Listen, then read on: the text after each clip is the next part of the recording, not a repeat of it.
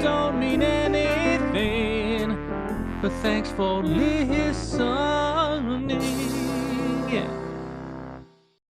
Hello, everybody. Welcome to We Say Things, episode 286. SUNSfan here. That's Syndrin right. is there.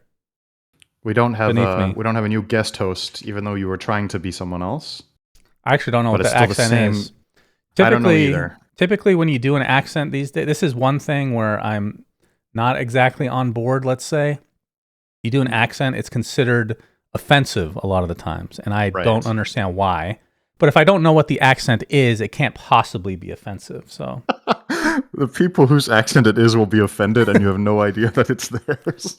Yeah, that's fine. You can be offended. That's a great strategy. Just ignorance. If you're ignorant, you can get away with anything, Shannon. That's the American honestly, way. What can I say? I was about to say that's actually half true in 2026. So. Yeah. All right. Thank you to everybody. Our patrons. Thank you. Beautiful patrons. Go ahead, Syndrin. I'll do all of them, Shannon, because we are, as usual, resting your voice. And while you munch on that lozenge, it's picking up on your mic, by the way. The audio listeners will love that. Thank you to Amish Toaster. Did you see Shock do a mini doubles luge on their NBA show? Did you say Shock? Shock? Did I say Shock? You did. I did not see that. Did you see Shaq? I actually did not see Shaq do a mini doubles luge. Okay. What's a mini doubles luge? I don't know. I actually have no clue. I'm going to have to look Maybe this it's a misspelling? Is it a doubles lunge? Is that a thing? Shaq double luge. Doubles luge. Oh. It is a luge. Okay, I'll just show it right here. We'll just hijack this. Time for... Oh, so it's actually... Okay, so he did luging, because I know the sport. I didn't assume that was what it literally meant. I thought it was something else. Let's see. So he luged. God, he's so... Look how big he is compared to a regular person. It's fucking giant. This is great for the audio listeners, of course. I'll turn on sound here.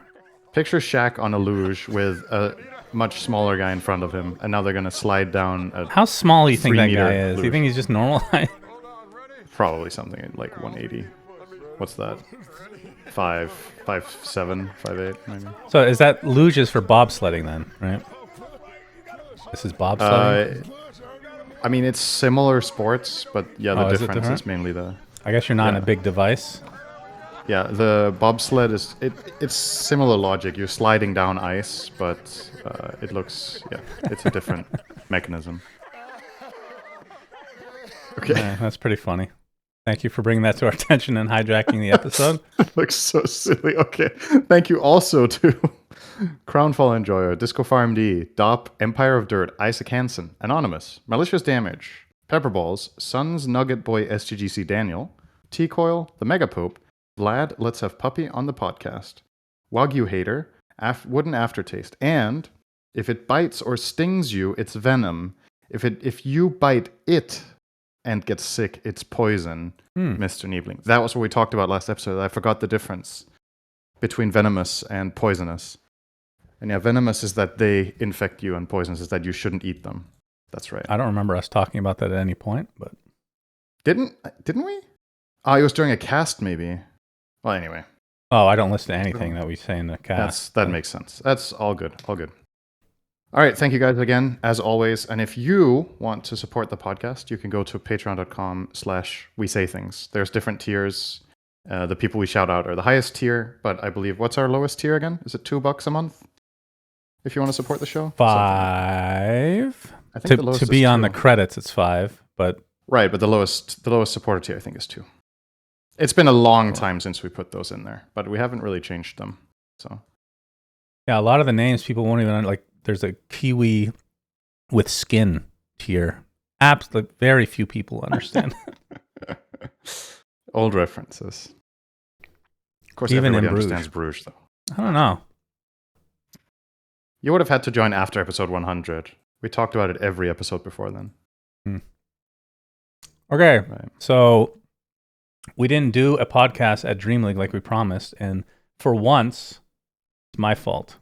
So sorry. Okay. It's having voice issues as always, and I was very afraid that if I would, because somebody got offended. Everybody gets fucking offended these days. Somebody got really upset that I was complaining about going to a tournament and casting for a living when that is a complete fucking fabrication. Obviously, I love my job and all that, but doing 2 best of 3s a day with my current voice situation is very difficult at times, and it's hard to explain without. I don't want to go into detail about this fucking thing since it's been going on forever, but when we're done casting, it feels like I'm going to lose my voice, and if I talk more, then I will. And it actually gets, sometimes it hurts more when I'm talking normally than casting, and I don't know why. It's weird. So basically, I just didn't want to risk it. And then go ahead. Yeah, go ahead.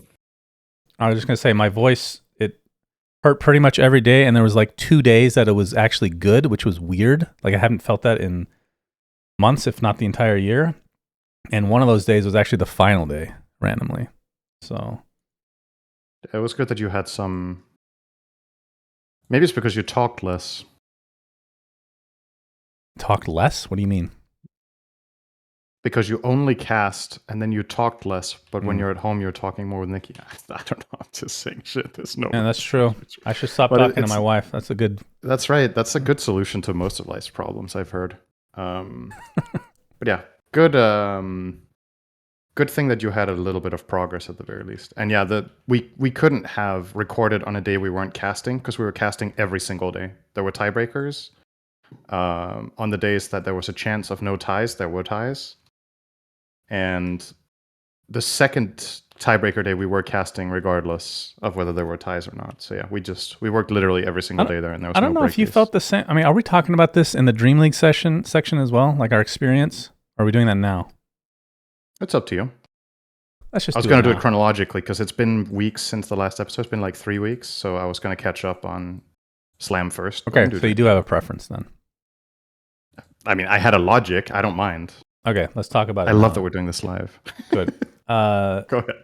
Now I forgot what I was going to say because we were arguing about that stupid ass shit. It wasn't even an argument. So we get there, and I'm going to try to remember all the details here. My flight there was horrific. I think I said this on in my last event coming back, maybe, that I had really bad turbulence. This was the worst turbulence I've experienced. There was like a 2.5-ish hour period on the plane where it was constant, really bad turbulence, where they stopped food service, everything. And I was white as a sheet and sweating through my clothes. It was awful. Jesus. And the thing that made it worse is once we got to Sweden, they lost my bag, which is like, of all the fucking times losing my bag, it's the time I sweat through my clothes and my voice is awful. And I had like all my voice related or throat related shit in my bag. So they ended up getting my bag back like 3 days later. So, or maybe it was 4 days later. And then I get my nebulizer out, which is, I don't even know if I talked about it. I have this nebulizer that I hook up.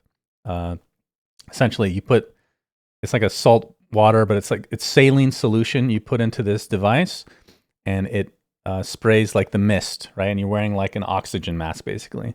You're supposed to breathe into it 10 minutes at a time for 2 sessions a day.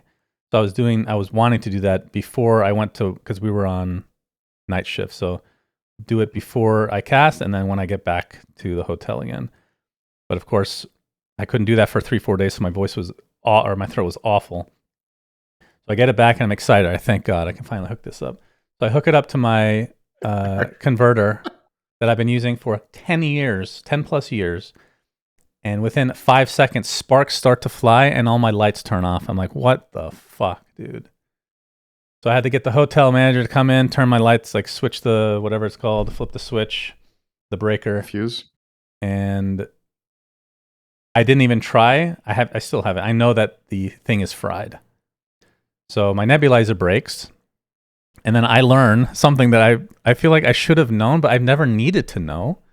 The converter, it's not a converter, apparently, that I have. It's just what's the other word for it? Like it just lets you plug shit in, right? Into other outlets. It's not it doesn't convert the voltage. which I've never had. It's never mattered because the most powered thing I've hooked up to this is my laptop, right? Which is whatever. So apparently I need to get one of those converters if I ever want to use one of those things again. So anywho, so I have to purchase a new nebulizer, and I figured I'd go for a portable one instead, which it's not on my desk right now, but of course I'm in Europe, and I don't know how you guys live like this. I don't know how you live like this. I'm very spoiled with same day or next day delivery on Amazon. This takes a fucking week. A fucking week to get to the hotel. And then even then, it's like, I look at the thing, it says, should be delivered today, like on this certain date. So on the date, I'm looking, and it says, should be, it doesn't say it's out for delivery or anything. Apparently, it was delivered the day before, and I never got any notification. It's like, what the fuck, man? So I get that. I start using it. Marginal improvements. But anyway, who cares about the throat stuff? But the actual experience, we were on night shifts, so we didn't really get to go out as much, Cinderin, which was sad. Right. Yeah. You invited me out a couple times. I mean, maybe it was for the best because, with the whole throat thing. But yeah, we did have an experience. We went out once. You can tell this story. I mean, you love this story. It's honestly not that much of a story. It's just the thing that makes it funny was how you reacted. That's what's funny to me. Yeah. So I think I may have some issues. Somebody in my Discord suggested. Actually, I should shout him out by name because it was a good suggestion. That's right. It was Escalagd. If he's watching I don't know if he watches the podcast, but if he does, thanks for the suggestion. He suggested, he was like, hey, if you guys are going to Stockholm, you should go to this burger stand. It's the best burgers in Stockholm for 6 years in a row. And it's rated 5th in the world by some site that does food reviews. So I was like, oh, okay, that sounds good. Shannon loves a good burger. Let's go there. This is going to be great. And it's a food truck, which we knew before we went, and it had very short opening hours. So it was like, expectations were pretty high. I was like, okay, they're open 3.5 hours a day. People actually go there just to have the burger. And it's kind of, it was not really that central. It wasn't like what would you call that? Like an office area. It seemed like there were just offices around it. Nobody really it felt like nobody lived there. Yeah. So we go there and we're excited. It was like a decently big group of us. I think we're like 7 people or whatever. And we have the burger, and everybody thought it was very good except you. You first of all, you don't really like smash burgers, and it was a smash burger, so that sucked. You got excited because one of the ingredients that they listed there was your favorite dressing, which is, or I don't know if you want to call that sauce. Let's say sauce, which is balsamic glaze. But it was very little, so it wasn't particularly. I'm not convinced that mine even had any. But it could be that it didn't. And then afterwards, everybody was like, that was a great burger. And I was like, I don't remember having a better burger. I thought it was very good. But I also said before we went, I was like, I wonder what this experience is going to be like, because I think you and I valued things very differently in burgers. And after having it, I was thinking, okay, Shannon isn't going to think this was that great. But I was like, I can't remember having a better burger than this. And your eyes went so wide and you stared at me like I was from another planet. You were like, are you fucking serious? Verbatim, that's what you said. Yeah, I really liked it. And you just couldn't, the way you had such a visceral reaction, like I was hurting you. I did. This statement. And I will say, even though Cinder and I are very close, and I know that he was not bothered by this, I did apologize to him the next day, because I have been trying my best to, because I have this problem which has been exacerbated by my profession, where I will give my thoughts as they come. I will give my emotion as they come. I'm like a little kid, and it's really, really hard to control. In terms of talking before or speaking before thinking, I've worked on that one. I've been doing better in real life, that is. The emotion, though, is the hardest one.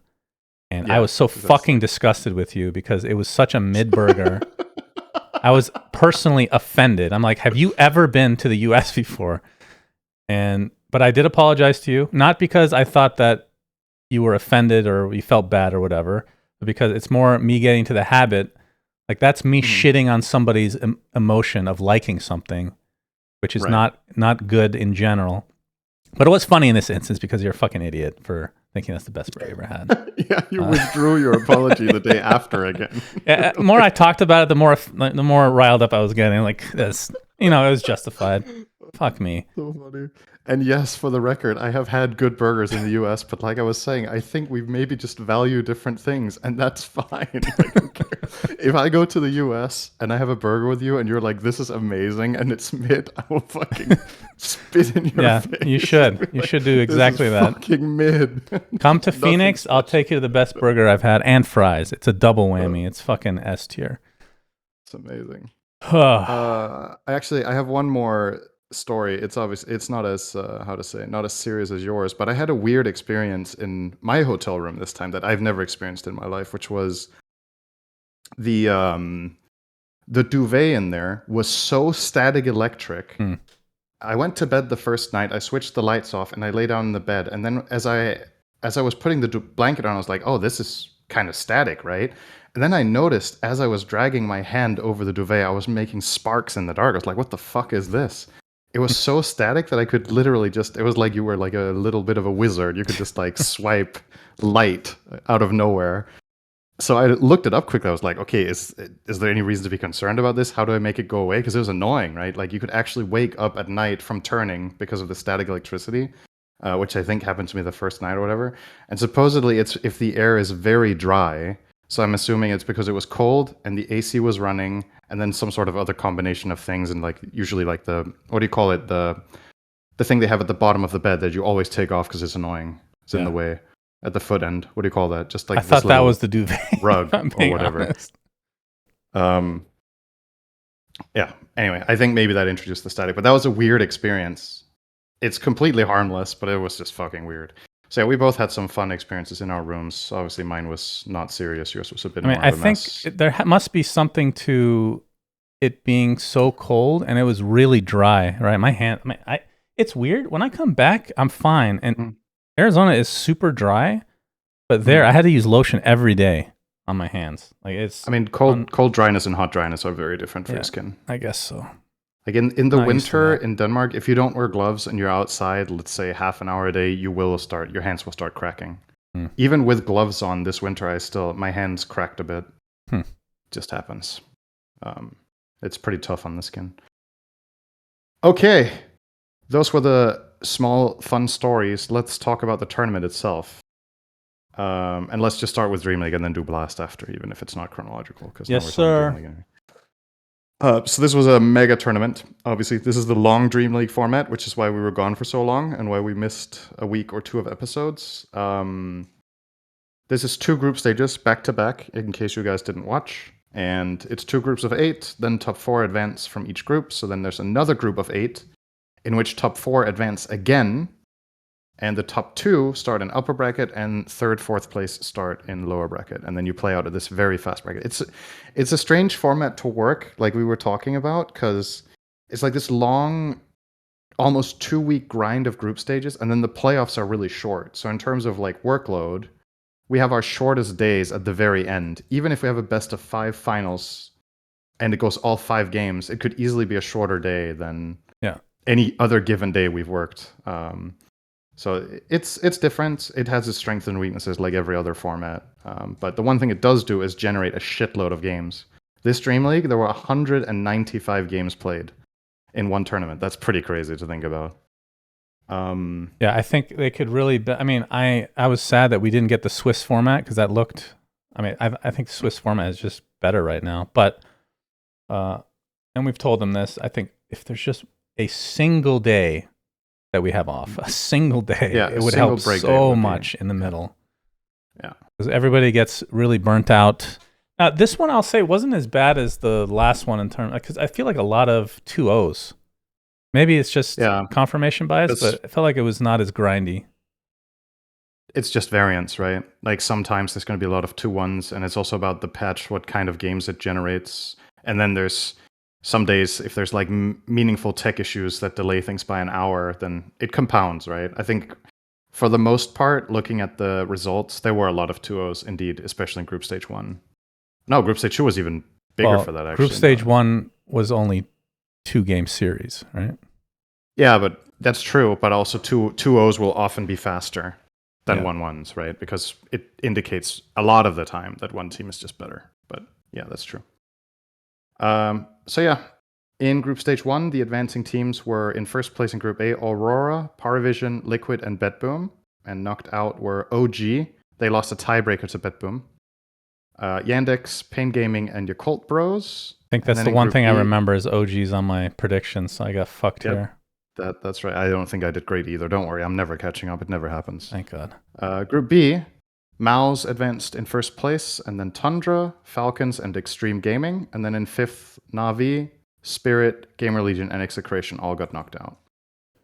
Do you know where? Sorry, do you know where you ended on predictions for the talent list? Around the middle. I think we had the same score. You ended up in the middle. Good job. I think you were sucking ass for quite a while. I think we were like within 1 point of each other, you and I, for almost the whole tournament. Yeah, you should be beating me, Cinderin, easily.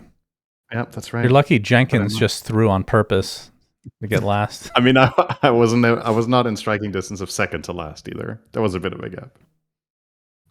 Okay, Group Stage 2. So Liquid and Tundra do clearly better than the other teams, especially Liquid. Liquid goes 7-0 in Group Stage 2. They beat everyone. Tundra 5-2, Aurora 4-3, and Extreme Gaming 4-3. There was no tiebreaker this time for top 4. And then in fifth place, or excuse me, there was, right? No, there wasn't a tiebreaker, but there was a series on the last day that effectively decided things. That's how it was. 5th, 6th, 7th, 8th were Falcons, Paravision, BetBoom, and Mouse. And a little bit of an asterisk there that Falcons ended up playing with a stand-in because Amar had an injury. So he couldn't play. And they got Saberlight to stand in for one series, and then they got another guy for the rest. Yeah, that was a rough one with Saberlight. My goodness. Yeah, the Saberlight series. Saberlight did not play well. I don't think anybody did, for that matter. But I think he played exceptionally poorly compared to standards. But he's also out of shape. He hadn't been playing much Dota, but they just asked him to stand in, and he said yes. So nice little agent performance there. And then they got one of Malreen's friends, Corrupted, who is apparently a pretty high MMR pub player. He's like 16k. 29 years old. And he played very well, I would say, for someone with so little competitive experience, at least in Tier 1. He held his own against the best teams in the world, so I thought that was pretty impressive. And yeah, it was a funny game that we were trying to guess what Dota Plus level his hero was. Yeah. He picked, I want to say, 8-ish different heroes. I think he played 8 different heroes, yeah. And 7 of them were level 25, or sorry, level 30. Yeah. And Underlord was like level 25 plus. Just it's pretty crazy. Absurd. But yeah, he was really good. I mean, I'd be surprised if a team doesn't try to pick him up. Yeah, he would be worth a shot, I think. And that obviously leads to the playoff bracket where Liquid and Tundra start in the top, and then Aurora Extreme start in the bottom. And when we enter that phase, Liquid are the clear favorites to win the tournament because they haven't lost a game. They just look like they have it all figured out. But Tundra do really good prep, and they not only sweep them, but it wasn't even really that close in the upper finals. They just 2-0'd them. Aurora take down Extreme in 3 games, and then Aurora get to face Liquid, where everybody's like, all right, Liquid lost to Tundra. Are they going to have learned from that? They got 2-0'd again. So Liquid get a flawless Group 2 stage, and then they lose every game in the playoffs. So that kind of sucks. That's not the time to level down. But I feel like largely it was Aurora and Tundra doing better prep and leveling up a bit. And then finally, in the grand finals that we got to cast this time around, Tundra takes it 3-1 against Aurora. And it felt like every game except Game 4 was pretty damn one-sided.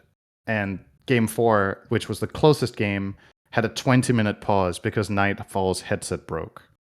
That was fun, though. I like pauses. Which meant we got to fuck around, but it killed the hype a bit. It's just unlucky, but like, what can you do? You know, that's true. We said we haven't done a podcast in a couple. Technically, we did a podcast during that. Yeah, we did 20 minutes there. Let's talk about absolutely nothing.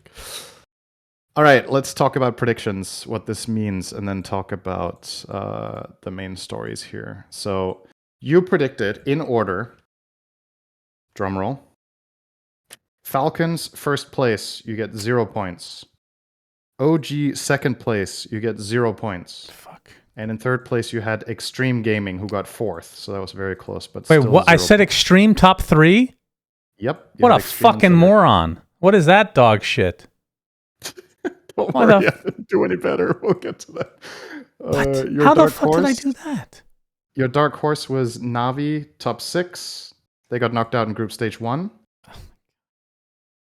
And then your white donkey was Spirit, not top 6. And they got knocked out in group stage 1. So that was correct. So you get 2 points in total for Spirit. My top 3 in order. First place, Falcons. Same as you. Did not happen. Then I had Parivision in second place. They got knocked out in group stage 2. And my third place was Yandex. They got knocked out in group stage 1. What were you thinking with that one? Jeez, that's like my extreme choice. They had just been doing so well. Jesus. How did neither of us pick Tundra? I always pick Tundra. They hadn't been doing so well recently. There's a lot of bias, obviously. Dark Horse, Pain, top 8. That did not happen. They stopped playing with Parker after 3 days. That probably didn't help for team morale. And my white donkey was Tundra, not top 5, and they won the tournament. Oh so I my get 0 points. God. How the fuck did I win? Holy shit. That's crazy. I'm telling you, there's no way I ever beat you in this shit. It just never fucking happens. We've established I can curse teams really badly. Man. And it works both ways, You I guess. counter curse Tundra to winning the tournament. That's insane. That's right. So, yeah, you gain 2 points there. We still catch up on Blast. Let's just do Blast results quickly now that we're here. And then, yeah, let's do that. I just need to open it. There we go. So yeah, this tournament ended over 2 weeks ago, actually 3 weeks ago. So we'll just skim over it really quickly. It's old news by now, but we haven't done an episode. We talked about the group stages in the last episode, I think, and that led to the playoffs, which had only 6 teams in Blast, I think, of which 2 teams start later in the bracket, and those 2 teams were OG and Na'Vi. They had secured semifinal spots. And the first round matches were Liquid versus Falcons. Liquid won that 3-2, so that was a max distance series. This tournament had best of 5s in every series in the playoffs, which is very unusual, but Blast loves to try new stuff. Yandex 3-1 Heroic. This is where our biases are coming from, Shannon. OG were in the semis of this tournament, and so were Yandex and Na'Vi. That's why we picked them high, because they were doing well. And in this tournament, Tundra got 7th through 10th. Lest we forget. So, and that was 2 weeks before. But things change very quickly in Dota. Semifinals, Liquid go up against OG. They clean sweep them 3-0. There was an insane game 3 in that series that lasted 85 minutes, where Skem made multiple Reddit posts, not himself. They were made about his build on AA, defending against split-pushing threats on AA by having like Abyssal and Travels and shit against split-pushing TP cancels and whatnot. Interesting stuff. The other series, Na'Vi beat Yandex 3-2. That was a very long series, but Na'Vi was victorious. So hey, we go to Dreamleague. We're like, hey, Na'Vi are pretty good. Yandex are pretty good. You know, OG pretty good, probably. So I can see where our predictions were coming from. Now they look stupid, but that's how it works. And finally, the grand finals, Na'Vi against Liquid. Na'Vi, this was going to be a true test for them. Can this young team win a tournament? And for now, they cannot. They got 3-1 by Liquid in that. But still, they made the finals, which is pretty cool. I think that was very inspiring for them.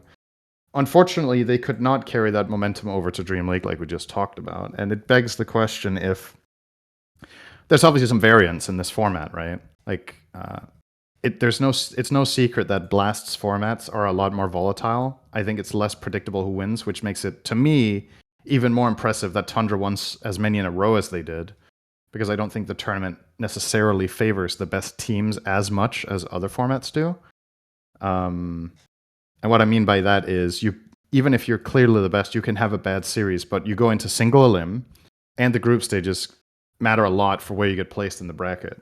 And obviously that is what helped Na'Vi and OG so much, is that they already skipped to semis out of the group stage, and they did that in effectively a 4-way tie. 4 teams were 7-4, Navi and OG just had the best internal scores, so they got to skip around, basically, which is kind of a crazy reward if you think about it in a tiebreaker, just getting that for free.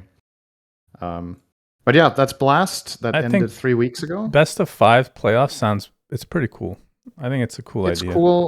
It's cool. But yeah, as usual, with seeding in Dota, I think single elim just has this danger of misplacing the teams. I think if this playoffs was a double elim, Falcons do not get last. They got 3-2'd by the champions. They had the best result against Liquid out of any team. And not only did they get 3-2, they also challenged them some of the most in like game length. So probably Falcons could have met them again, or at least got top 3. But you know, it's also, like we said, I think it's okay. It doesn't always have to be the same formats, right? This is something the NBA did a while back, where the first round of the playoffs used to be best of 5. And there were a lot of upsets, which is kind of cool, but at the same time, I mean, they're losing money because there's less games being played, and if a team does really well, and like the regular season is so long, it's 82 games, and they just get fucked, and because you don't get to choose your opponent, like you just get a bad matchup, like it feels bad, so they change them all to best of 7. Yeah. So now you rarely get like these, like the team that should win, or the team that wins, you feel like they're the better team most of the time. Okay, let's talk predictions on that one as well. It's so long ago now, but let's see if we landed anything. Your top 3 in order. Tundra, first place, they got knocked out of groups. Second place, did they? They got knocked out in the play-in, They lost to Heroic. So they didn't make top 3. Falcons, you had in second place. They got, what's that? They got 5th, 6th. And then you had Heroic in third. Heroic got 5th, 6th as well. And your dark horse was Navi, 6th or better. That is very much 2 points. Wow. And your white donkey was Team Spirit, 7th or worse. And they also did that. They got 7th through 10th. No, they got 5th, 6th.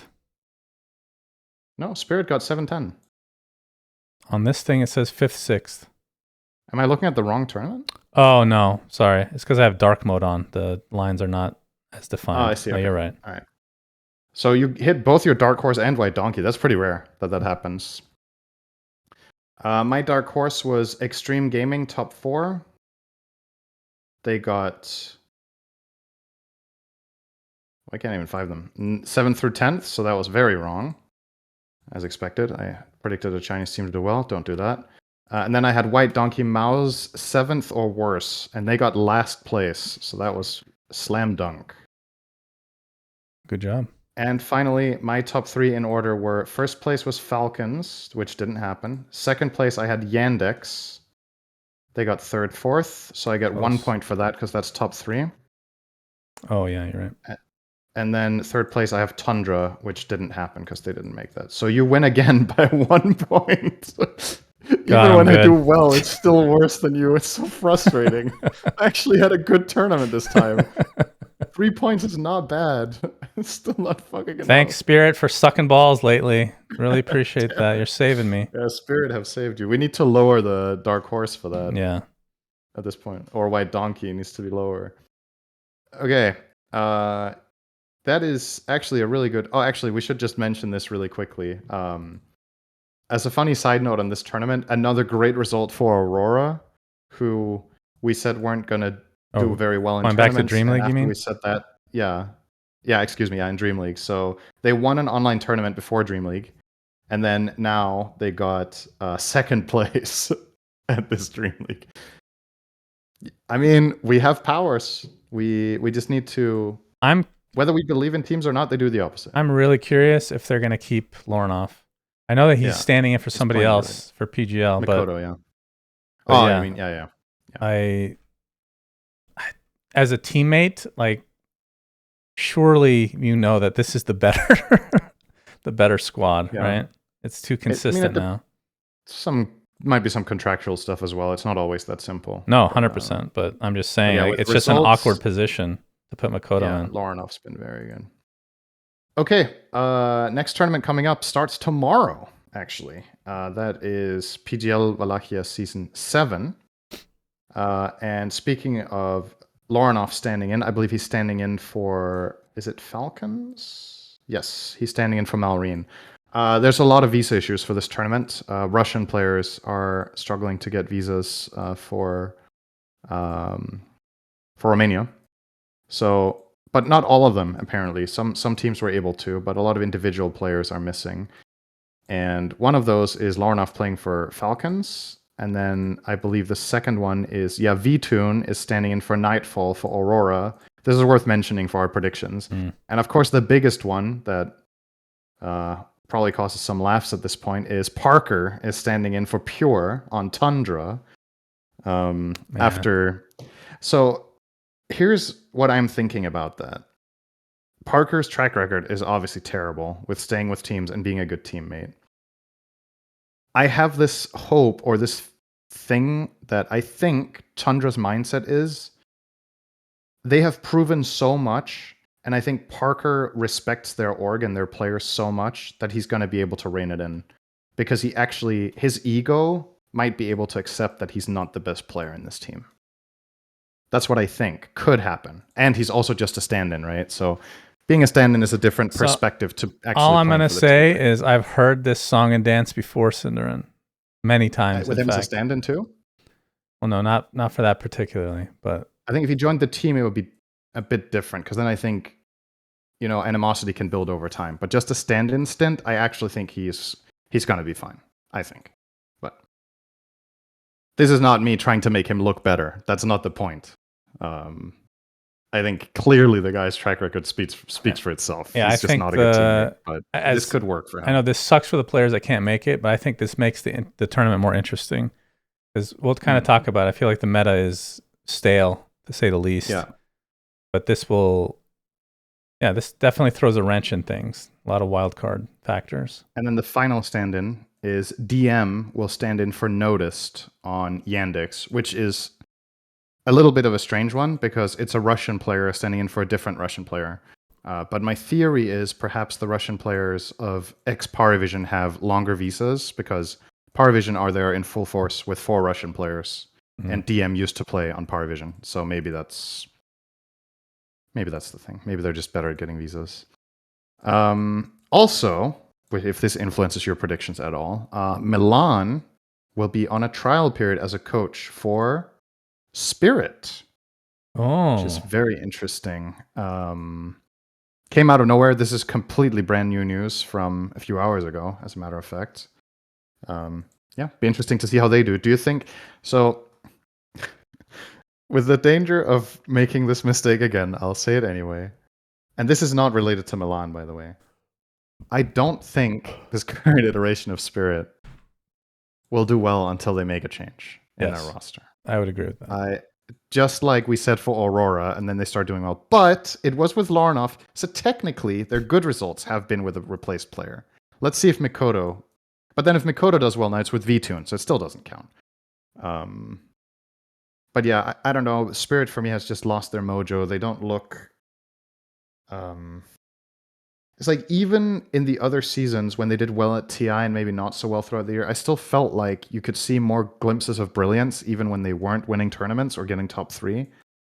When I see them play lately, they look flat. They're just really another flat. team, Yeah, I agree. They don't have that special late game brilliance or clever movements or whatever around the map. They miss Miposhka, feels like. Yeah, that begs the question: is it Miposhka? Is it Silent? Is it both? Did they rush to a decision because of disagreements, or was it just fatigue? Like, they played for a long time with the same players, with the exception of Mira, who wanted to leave, right, and be swapped out. Yeah. We'll see though. Okay, all that mentioned, let's talk predictions, Shannon. And I don't know, maybe I should just start picking stuff I don't believe in because that might be better at this point. Like, it's literally just fucking pointless. How am I already this far behind? What's the point? You're up total? 16-7. Holy shit, I've won already. How do I even lose? That's crazy. Can you just be absent for like 2 tournaments? That's not enough. Oh, God. Well, you did have a slam dunk, no pun intended, at Slam 4. You actually got 6 points in the very first event we did for this prediction, which is very high. So how do we do this again? I go first or you go first? You go first, I think. I get to choose, and I choose that you go first. Okay, so top 3. And yeah, you do your whole top 3, and then it's my turn. I'm gonna say Tundra first, even with Parker. Okay. I think 33 is just that fucking good. Yeah. You said Falcons has who again? Oh, it's Lornoff, but it's Malrine replacing it. There's no way that's an improvement. I'll say Liquid third. Okay. And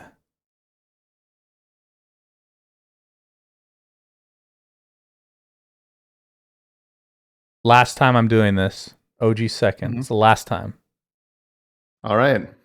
I'm going out on a limb for OG. Yeah, I mean, I respect it. I disagree, but I respect it. That means they're going to win.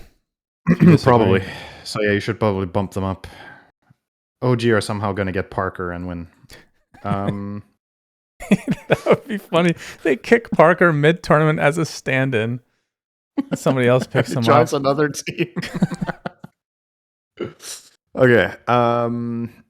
My first place, I will pick. I mean, Tundra are a very good choice.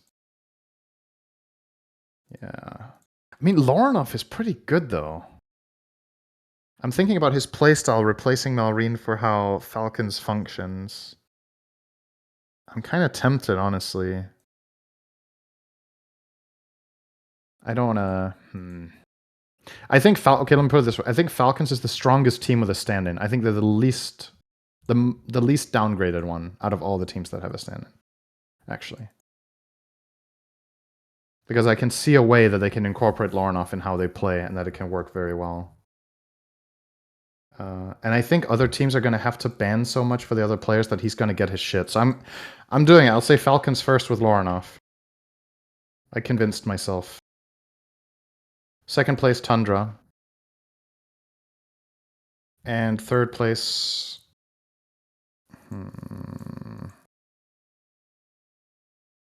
Let's do Paravision. Did I not pick Liquid? I didn't pick Liquid top 3, or did I? You did. You picked Liquid third. Yeah. Okay, you do Dark Horse, White Donkey, and then I do the next. Okay, so White Donkey, you made it very easy for me. It's going to be Falcons. Okay. You picked them first. They're going to... What will you give me on them? 5th and below? How many teams? The 16 teams? Oh, we didn't mention the teams, actually, for the audio listeners. Tundra, Liquid, Aurora, Extreme, Yandex, Falcons, Paravision, OG, Navi, Bedboom, Mouse, Spirit, Heroic, Yellow Submarine, which is a qualified team, Nemesis, and Vici Gaming. Multiple teams are qualified, actually. This is basically close to the 16 best teams in the world, right? It's pretty close. So completely elite roster, at least. What will I give you for Falcons? Not top 4? I'll take 7th, 8th then. Okay, I'll say not top 6. Yeah, also because they have a stand-in factor and they didn't do as well at Dreamleague. So recency. Okay, who's your dark horse? Dark horse, Vici Gaming, my boy, Faith Beyond. All right. Is it crazy to say top 8 feels fine as a dark horse for a Chinese team? Or do you want me to say 9? That's the same thing. You want me to say 12 through 6? Or I'm doing the opposite. I keep forgetting. Top 6? I'm looking at how many teams I would say are better than them, and you could argue it's more than 8, right? It's hard to say because we haven't seen them play in this type of tournament. I know. I'll just do top 6 then. I think top 6, yeah. Top 6 I'm on board with. Okay.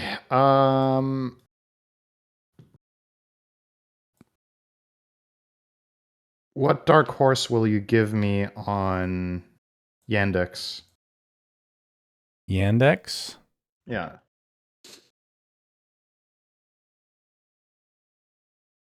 Top 6?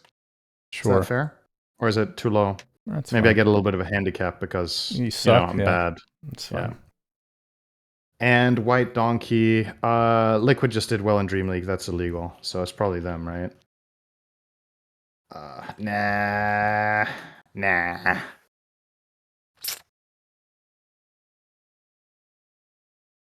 What's a white donkey performance for Aurora? I was thinking that too for bottom 4 or some shit. They got second place in Dreamleague, and they won an online tournament before that, which was some good teams, but not all of them. 2 different players, though. True. Yeah, that's why it's Mikoto a bigger and spread, V2. probably. Yeah. What will you give me for it? What do you think is fair? What's white donkey for Aurora? Can we even pick them, actually? It's a weird one. I don't know where to place Maybe them. we can't pick them. It's kind of hard to place. I think they're going to be bottom 8. I think so too, but I don't know if that's unfair. I think that's even too generous. If you want to take 12 through 16, I'll give that to you. That's really harsh, though. It is.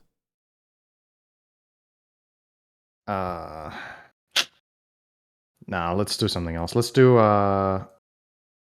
Na'Vi. Na'Vi? Really? Yeah.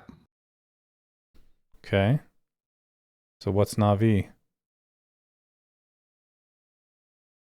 Well, you don't think they're getting bottom 4, surely? It's bottom 5, right? It's 12 through 16. Oh, yeah. I'll do that. Not top 11. Is Okay. that fine? Or is not top 8 good enough already? No, not because I'm just looking at the teams. There's a lot of really good teams. I don't feel like it's an underperformance if they don't make top 8 against these teams, right? Yeah, but I wouldn't qualify that as a white donkey. White donkey is somewhat extreme. Yeah, that's what I mean. That's why top 8 or bottom 8 isn't good enough, because they're yeah.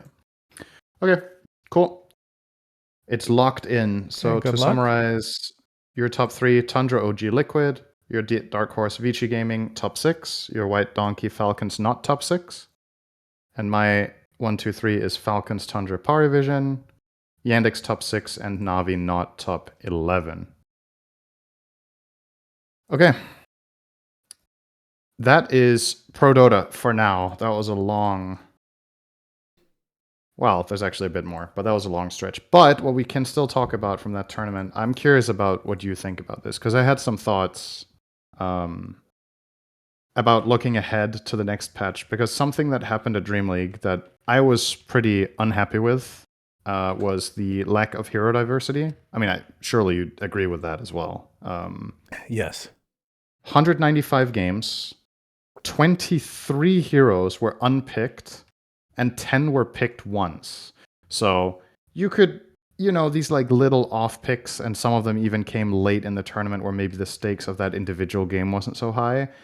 I would say, for simplicity, let's just say 30 heroes were basically unpicked, right?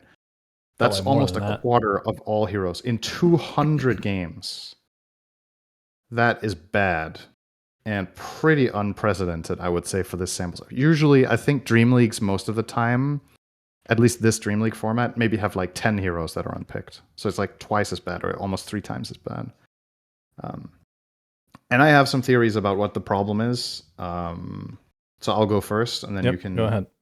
Let me know. So you were ranting about this the whole event, of course. Yeah. So first of all, I think part of the problem is that this is like a combination thing. It's like cascading throughout the game. So first of all, there's like 5 to 10 position 5s that are just better than the others. They're very strong laners. They scale well. They have good team fight. And the problem is, in this patch, which is very circle or very carry centric, it's very important you do well in your safe lane. And the way you do well in your safe lane is not only by securing your carry, the farm. You're supposed to win the lane. You're not only getting farm on the carry, you're also beating the opponent. And that means that there's just a subset of 5s that do that really well, so they get rated very highly. But they don't get banned every game because there's like some individual cores that are broken that need to be taken out. And there's not enough bans to remove all of the broken 5s after that. So we cast countless games of Jakiro and Warlock. So many fucking games. Phoenix, those three. Those 3, yeah. Seemingly every game, there was one of those 3 heroes. I don't have the stats on hand, but I would say of the games we cast, I want to say 4 out of 5 or more had at least one of those heroes in the game. And that's not particularly interesting And I don't blame the team in the slightest because I would do the same in their position. The only other 5 that was up there was Treant, and he also got banned a lot. That's why he didn't get picked, because he was even more broken. So he didn't even make it through. So yeah, that was kind of uninteresting. And obviously, part of the problem here, in my eyes, is that not only are you winning your safe lane with these supports, but what happens in the game is that the offlane gets dumpstered so hard that the 4 has to leave, and they either stack or they go and gank. And whichever choice they make, the 5 is now free to leave because they have won the lane for the carry. And they now have 2 choices as well, or 3 even. They can go control runes, just like the 4, or gank. They can stack as well. Or they can go through the twin gate, just like the 4 can. And what ends up happening is if you win your safe lane convincingly, the twin gate is so cheap, it costs 30 mana and has 0 cooldown, that, oh, I'm winning my safe lane, I'm just going to gate through and kill the enemy carry. And both teams are kind of trying to do that more than the other team. And then you do that for a bit if it's the right game for it, and then you are doing very out of curiosity, stuff. How much was the mana cost before they buffed it? 75. 75. Did that feel... Yeah. How did that feel to you?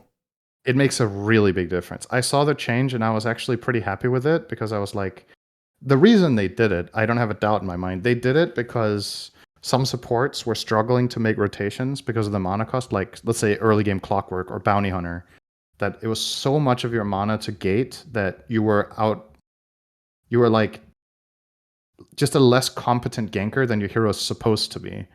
But the problem is now by lowering the mana cost, effectively, what you've almost done is that you've made it even more warped, even though that wasn't the intention. Because what just ends up happening is that, guess what? Clockwork and Bounty Hunter aren't generally lane-winning heroes. So they just don't get played then. So then wouldn't the solution if 75 is too much and 30 is too low, wouldn't a percentage make more sense then? That could be one solution. There's different ways. You can do percentage. You can change the gates in a different way. You can give them a cooldown, or you can... I think it was BSJ I was talking to who had the suggestion of putting your town portal on cooldown when you go through the gate, so that it's like a strategic choice of, I want to gate to bottom, then you can't gate bottom and then immediately also TP back to your lane or be somewhere else on the map at the same time. Because ironically, the case I was going to make for this is that I feel like the big map now with the 30 mana cost gate, in some cases actually feels smaller than the small map did in the laning phase, because you can be in both lanes at once almost as support, which is a weird feeling when you think back. And I'm not saying this is bad. It's just really different. And what do you think if I'm just having ideas flood through me right now? What if the gate was only usable at specific times? Like half the game, so like switches off and on? Or, oh, you mean, that was another suggestion, was that the twin gates don't switch on until minute 5, for example. I think that could also be a solution. And in the vein that you were just saying, perhaps what if the gates only work some of the time and that it switches on and off during the game? So you're using it as a timing window where it's like, oh, the gate is on for the next 2 minutes. Now there's a threat that the heroes can cross. I mean, they've done that with... it might be a bit overwhelming, but they've done that with so many mechanics in Dota where everything's an objective now, right? It's like, 7-minute wisdom, every 3-minute bounty, whatever. I mean, why is the gate? Why should that be any different? You know? Like, okay, this interval is when the gate's available. I should be more wary of it. At the same time, this is when I can actually rotate more easily. But the thing I conceptually like about the gate is that it feels very old Dota in the sense that it's a sandbox thing. We're putting this thing here. It's up to you to figure out how and when you want to use it. Whereas Wisdoms and Tormentor is, we're putting this thing here. You guys have to do something about it.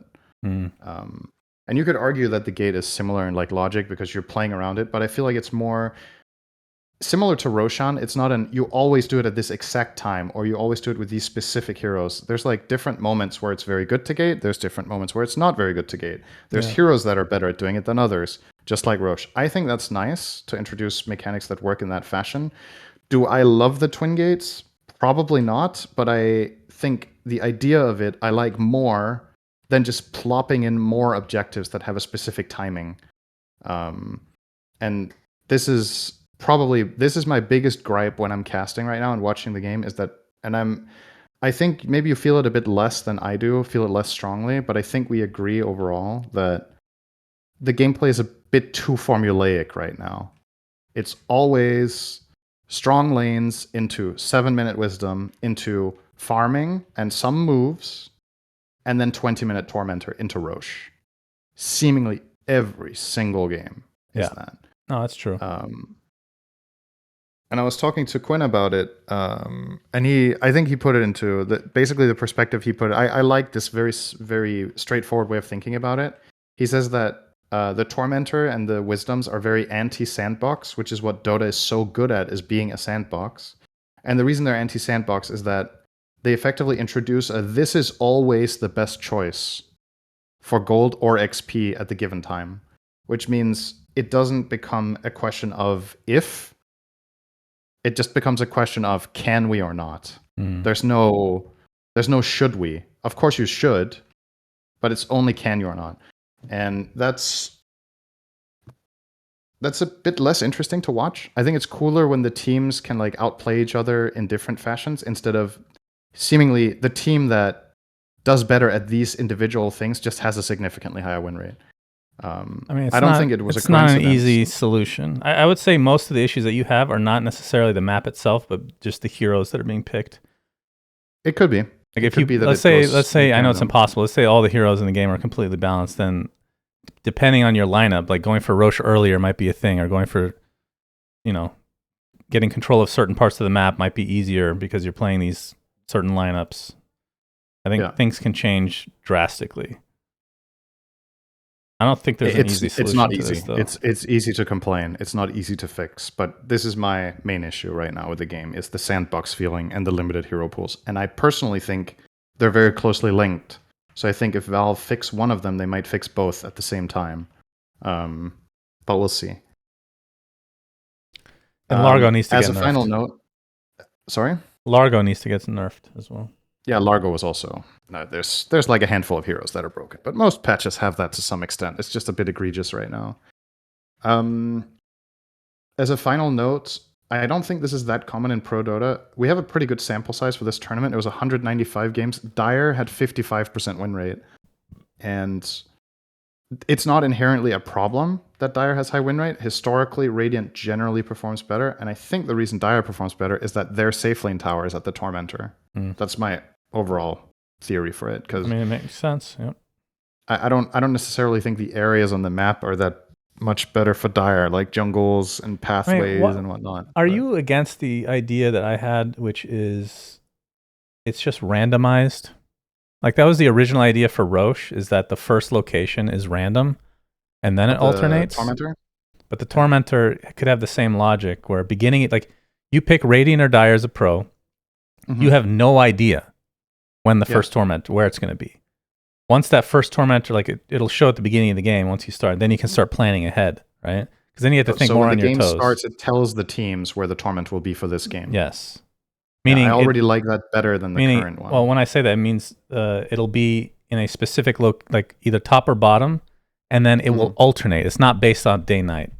I think the day-night, it feels, I don't know if you feel the same way, it feels more organic for Roche, and I'm perfectly fine with the way it works, versus the Tormentor, it should just be random, and then alternate with each spawn. Like random the first spawn, and then alternate. Right. Because then it changes the complexion of the game completely. There's 100 different ways you can change the Tormentor. You can also make the reward less appealing. I don't think making it harder to take is the way I would personally go, but you could obviously do that to disincentivize teams from going there. But I think making the reward less inherently obviously extremely good, so you must do this no matter what, would be a start. It could give the shard a no gold, for example. Just 0 gold reward. You only get the shard. I mean, you have to think of pubs, though, Cinderin. At least in low-level pubs, they don't... Tormentor doesn't even fucking exist. You know? Yeah, well, then you could argue, then why balance it around them, right? If they're not even using it anyway. I mean, that's a terrible argument. You want them to have fun. Yeah, you could, if you want to incentivize them to do the Tormentor, then I think the best way to do it is to not lock who gets the reward. what if it's just a random player that gets the shard? That's how it used to be, only right? drops a shard. I don't remember the very first version if that was my friend brought this up as because he's a very big noob. It's okay, he doesn't watch this show, so he won't know. He's a huge noob. Okay. Yeah. But his suggestion, I actually agree with. It should only be giving the shard. This is the problem when you can solo it, though. It should only give the shard to people that are damaging, that are there. Yeah, that's tough to balance. Because that, for the pubs at least, it'll incentivize people to come, right? Yeah. The downside, as you but mentioned. But then for Ursa, you get a free shard then. Yeah. TA. There's certain heroes that just know they get their shard if they solo it then. It's a complex problem. There's always my favorite solution to a lot of things in Dota, which is just remove it. Yeah, I know but I think out of all objectives in the game right now, all of them, Wisdoms, Lotuses, Roshan, all of it, I think Tormentor is the worst objective they've put in the game, personally. Because I think there's like this generational difference between lower and higher ranks, so it's really hard to balance, and the effectiveness and the value that people attribute to it is like Roshan is considered important in all brackets, and everybody tries to do it, right? Even lower or higher skill. It's like an essential and really obvious and good part of the game, I think. But the Tormentor is very different from skill brackets. It's extremely punishing when you fail. You can just die to it if you don't know the math or you're not particularly experienced in the game, which is funny, but also very punishing. It's extremely punishing to get to fight there. When you do Roche, maybe like one or two heroes have taken a bit of damage from Roche. If you're at the Tormentor, your entire team might be half health. And you just get wiped immediately. I think that makes it more interesting, personally. It makes it more interesting, but again, it's also... So... I don't know, it's like a very big... How do I put this into words? You know what I mean? It's like just... It's extremely essential things happen there one way or the other. Either there's like a really big team fight where you win a lot, or you just get the Tormentor and you win a lot. But it's a super win a lot moment at 20 minutes, and it's always top left. So I'll say this. I'll say this. Two things. I think having an objective that gives a shard, I love. Absolutely love that. Yep. Second point, the old location and old functionality of the Tormentor was, to me, just objectively better than the current one.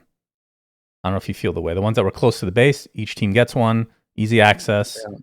I think that was actually more of a success than the current. I think the current one is kind of a failure.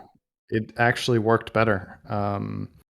And I remember back then I made a similar argument about the Wisdom runes as they were back then, which was it was so ridiculously impactful to steal them that I thought you might as well just give one to each team to not completely swing. There were pro games that felt like they got decided on who stole the Wisdom rune, almost like 10% win rate swing randomly at that moment. And then they changed it into the channeling domination thing, which I think was a very, very big improvement. Because now it wasn't so much about stealing it with one person anymore. Now it's more of like strategic. Are you going to bring 2 or 3 heroes here or there? Who are you going to send? Do you have the resources? Are your heroes strong? Do you go for both? Do you go for one? Do you have to capitulate and give both away, which is very bad, obviously. The current Tormentor doesn't have any depth. It's just you have to go. Yep. So yeah, I'm with you. I'm with you on. All right, let's do this. The old Tormentors were actually Let's better. do this next thing on the list, and then skip the next one, and then I'll finish with my recommends. Okay. Since it'll be quick. Yeah. All right, you put this one down. Shanghai TI Cinderin. Yeah. Some announcements. That's not the news. We knew that. Yeah. What we didn't know, which this came out 2 days after our last episode, so this is also old news. This is almost 3 weeks ago. There was just some more info. And I just wanted to use this as a small talking point. So they announced the venue, which is the Oriental Sports Center in Shanghai from August 20 to 23rd. That's the part where you can be in the audience if you get tickets. And I looked up that arena, and it has an indoor seating capacity of 18,000 people, which is almost the exact same as Key Arena and the Mercedes-Benz Arena, which is where we were in Shanghai at TI9. So comparable size. Seems like Valve have that as like a sweet spot. They just try to get areas of this or arenas of this size. It seems like that's what they. In your experience for these Chinese, like you were at Shanghai Major or Shanghai TI, both? Shanghai TI. And the major. Yeah. What were the arenas for that? Do you remember? Like the size comparison? I don't remember the Shanghai major, but the Mercedes-Benz arena, like I said, TI9 was the same size. How many did they sell? Like, did they just sell out actually, or? At TI9, I think they probably sold. The way I remember it, I think all TIs have sold out except maybe the last one or two when the prices have been jacked up significantly. Okay, I think the finals days. Let me rephrase. Them selling out doesn't mean anything when they block off half the seats, right? So how many seats were filled, would you say? I mean, TI9, it's 7 years ago. It's a bit hard to remember. I think it was pretty full. Because if it was full, 18,000, let's say, then it's to be the loudest stadium we've ever been in, right? Like the closest would be Manila Major. How packed was Key Arena when it was full? Did they use maybe 3/4? Question mark. Okay, because Old Key before they upgraded it recently was I think 17,000 people in a full basketball audience, and obviously that's. I'm guessing with Dota maybe we had 12 or 13K. So I would assume Mercedes-Benz Arena was probably similar. It was probably 12,000 or 13,000 people in the audience. And I just looked up the seating capacity. It's probably going to be similar, that they're not using all the seats because there's like some different logistics with esports and Dota than there's with basketball. But it's Swiss Group Stage Center, which I know they already mentioned this, but I'm excited. Yeah, that's good. Love Swiss. Yeah, that is very good. And as a final note that I wrote, this is a Chinese tournament, so we are expecting. Obviously, this is talent haven't been invited, so we don't know if we're going. But the in-arena broadcast language should be in Chinese because that's what they did at TI9. I think Valve. Let's see, where have we had TIs that weren't English speaking? It's only been China, right? I say English speaking. We've had TI in Hamburg in Germany, but they still did English in the arena. It would just be. It's only been Shanghai, right? Even in Eastern Europe, it's still English. Yeah, we've never had TI in Russia or Ukraine, or the only Eastern European TI has been Romania, and there was no crowd, but that was going to be English as well. Yeah. So yeah, we're obviously assuming that this is going to be Chinese in the arena. And the reason I mention that is obviously, first of all, if you're going as a fan, be ready for that. If you're getting tickets, that you're probably not going to hear the English casters if you're in the arena. So that's something to keep in mind. And also, I would imagine as a result, these TIs in Shanghai, I think, are a little bit more sensitive to local teams doing well. Because I think the fans are less likely to come out and watch Dota in Chinese in China if there's no Chinese teams playing. That's my assumption. Where I think the international TIs, the internationals, are a bit more forgiving about results and the strength of the region. So for that matter, let's hope at least one Chinese team is good this year. Yeah, but then if you do get a Chinese team going through, then the smokes in the game are going to be a problem, Cinderan. We've seen that in Counter-Strike tournaments. I mean, we've seen it in Dota, but Counter-Strike South America has been, like Brazil specifically, have had problems with that. But yeah, China, there's definitely major upsides and downsides to having home teams. You do have a lot more pressure on you as the Chinese teams, though, for sure. Yeah, okay. That's all the news about TI for now. So. All right, let's finish up with a SUNSfan recommends. Incredible show, A Night of the Seven Kingdoms on HBO. I believe it's only 6 episodes, and they're only 30 minutes each, so it's very short. It is Game of Thrones. It is I believe Nikki was telling me, because she knows all the lore inside and out. I think it's between the timeline of Game of Thrones and House of Dragon. Incredible fucking show. So it's hard to. I don't want to give anything away, obviously, but it's an HBO show, so the quality is just going to be outstanding. I think they're the best, along with Apple. They're the best to production. I'm actually worried about HBO with them being bought now, but we'll see if anything changes. But this one is based off of a novella and everything is, at least so far in this season, is from actual source material. I think the problem they run into with some of these other shows is, especially the last season of House of Dragon, the fucking showrunners end up going off and doing their own thing, kind of, and they don't consult the source material, which is George R.R. Martin. That is not the case here. So I can't speak to how good it's going to be later on, but it has a more comical approach, definitely, than regular Game of Thrones, I would say. But in terms of the show itself, it's peak for me. This is fucking S tier. So if you like Game of Thrones when it was good, then... How would you rate this show compared to the best season of Game of Thrones? Do you think it's like on par or better or worse? It's been so long is the problem. Yeah. And let's obviously the last season just ruined everything. Yeah, the last season was clearly not good. And the second to last was clearly worse than the others. But yeah, so peak Game of let's Thrones... say season 1 and 2 were maybe at least some of the peak Game of Thrones, like the early seasons. So I would say if peak Game of Thrones for me is a 10 out of 10, then this is a 9 out of 10. Probably. Okay, so still very, very good. So it's like one of the best seasons of Game of Thrones. Yeah, it's in quality. I think it's extremely good. Now, some people, I mean, they're short, but there's definitely action, but it's not like tons and tons. It's not brain dead shit. I absolutely love it though. For me, this Severance, and which I've already recommended, and The Studio are the 3 best shows I've seen in the last few years. They're really fucking good. So if you like Game of Thrones, you'll like this, guaranteed. Okay. One final question, without spoiling anything.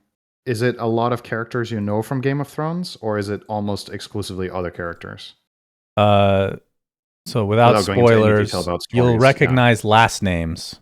But no, it's far enough away that there's no actual characters that you'll recognize. So it's bloodlines, but not the same characters. Yeah. Got it. Okay. But again, like Nikki's obsessed with the lore. She's read all the books, so she knows all the little... like, I don't know any of that shit. I'm just enjoying it as like a semi-casual.